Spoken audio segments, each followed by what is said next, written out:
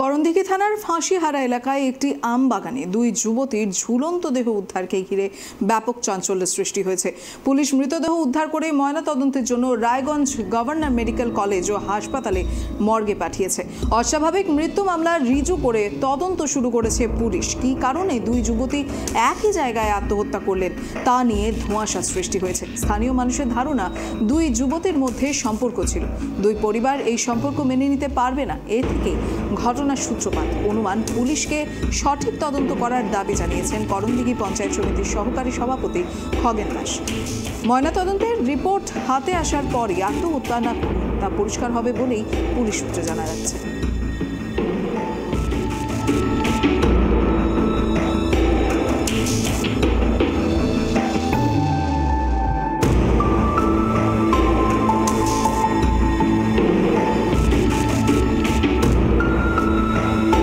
এই ঘটনাটা ঘটলো আমার বাড়ির পাশেই, যেটা মাদারগাছির পাশে ফাঁসিহারা বলে, ওখানে ফাঁসিহারাতে ওখানে একটা আম বাগানে এই ঘটনাটা।